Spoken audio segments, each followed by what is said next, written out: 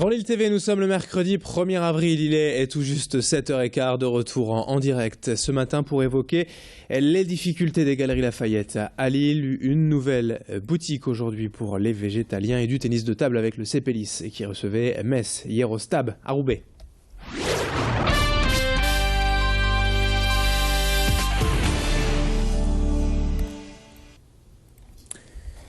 Et on évoque tout d'abord la météo rapidement, car si le vent s'est nettement calmé depuis hier après-midi, le temps sera tout de même très changeant aujourd'hui.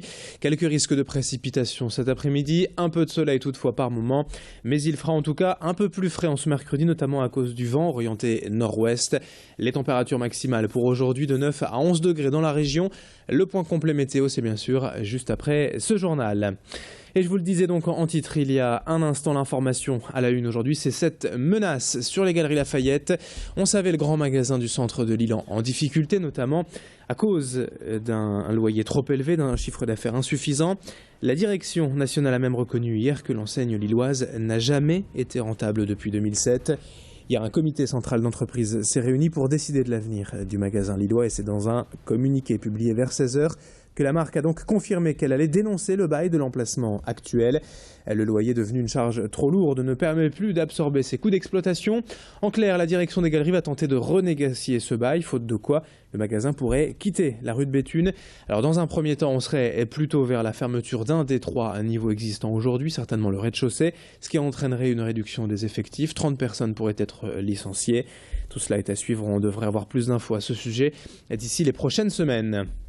L'actualité commerciale toujours avec ces autres images plus heureuses, heureusement, puisqu'on évoque ici l'ouverture d'une nouvelle boutique ce mercredi à Lille, une enseigne entièrement dédiée à l'alimentation végétarienne, végétalienne et tous les produits du courant vegan.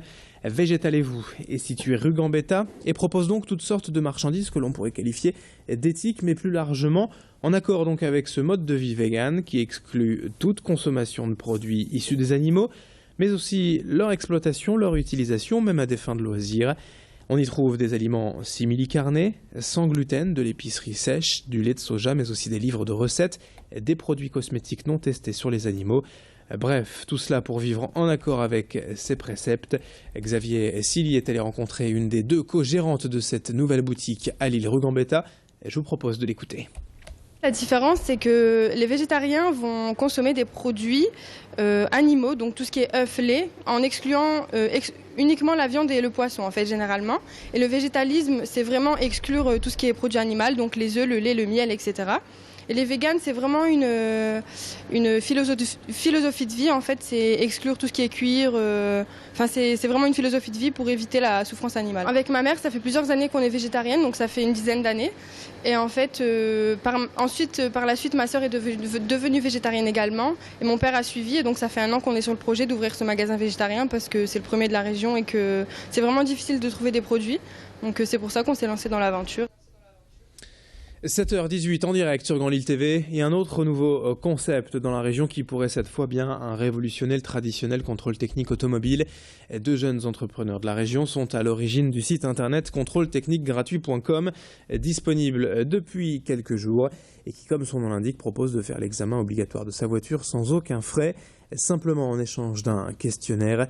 Les données restent confidentielles, mais elles serviront au site à mieux cibler les futures propositions commerciales envoyées aux prospects.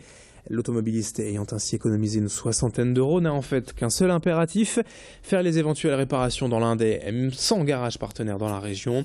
Ce site internet lancé donc il y a quelques jours, d'abord en test dans le Nord-Pas-de-Calais, là où figurez-vous l'équipement des ménages est l'un des plus élevés de France. Idil Gunay a rencontré l'un des 2 fondateurs de la société qui nous en dit plus sur le concept. Le Nord-Pas-de-Calais, en fait, ce sont 2 départements dans lesquels vous avez 7% de la population automobile. Dans aucun autre département, vous allez trouver ça. C'est une très très forte densité de population et un très fort taux d'équipement en fait, des ménages en voiture. Tout le monde a une voiture, vous êtes obligé d'avoir une voiture. C'est pas comme à Paris où à Paris vous avez 0,6 voitures pour un ménage. Plus personne n'a de voiture à Paris, ça sert absolument à rien. Donc le but pour nous c'était de trouver une zone qui soit suffisamment densément peuplée avec également un très fort taux en fait, de motorisation des ménages pour permettre d'offrir ce service-là. Dans le reste de cette édition, également un appel à témoins après cet accident mortel survenu dimanche soir à LM. Vers 22h40, une voiturette sans permis a été percutée par une Citroën C3 blanche, un véhicule de société. Les 3 personnes à bord de cette Citroën C3 ont pris la fuite en abandonnant là leur véhicule. Si vous avez des informations, le 03 62 59 83 91. Pour terminer ce journal, quelques images de sport avec l'événement hier soir au Vélodrome couvert de Roubaix. Un match de tennis de table féminin devant plus de 1400 personnes. Le CPLIS Lille Métropole, 2e au classement de la Pro A et champion de France en titre, recevait Metz, l'actuel leader du championnat. Un match comme une passation de pouvoir car les Lorraines n'ont pas fait de détails hier en gâchant quelque peu la fête.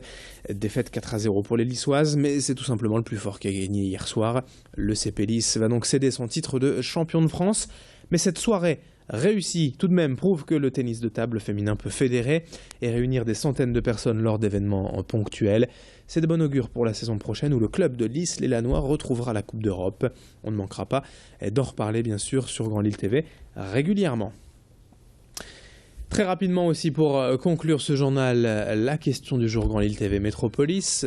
4 jours après le passage à l'heure d'été, avez-vous récupéré votre rythme suite au passage à l'heure d'été ce week-end? Cela vaut surtout pour les plus jeunes, pour les enfants, les bébés qui peuvent être parfois déréglés.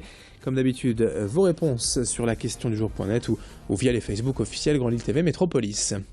7h21 en direct ce matin, dans un instant la météo et l'infotrafic. À tout de suite.